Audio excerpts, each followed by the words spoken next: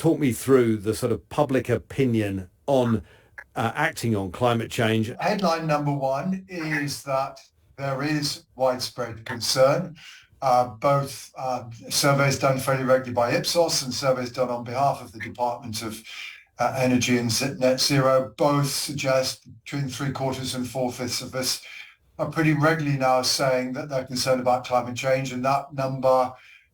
tends to be boosted if you do a survey in the immediate wake of a major story about climate variation, such as the extreme heat that the UK experienced the summer before last, although of course last summer we were somewhat unique in the Northern Hemisphere in not actually suffering the manifest consequences of climate change.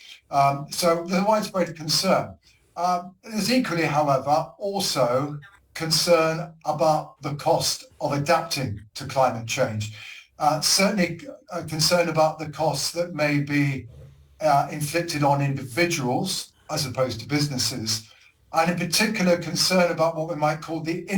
cost of infrastructure adaptation for individuals, which is essentially about us having to change the way in which we heat our homes and the cost of changing the infrastructure to do that, replacing boilers with heat pumps, for example, and also changing what we drive, because those are the two big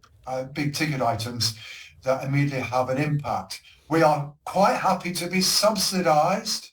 in order to adapt to climate change, but we're not very keen on being taxed to do things. And in a sense, in part, what I would say to you, Tom, is how I characterize it. At the end of the day, what we would really like to happen is we would really like the government to change the structure of the market within which we live our lives and regulate it as necessary and help us out with the costs of adaptation when necessary, so that we can carry on living our lives, but in a manner that is consistent with climate change.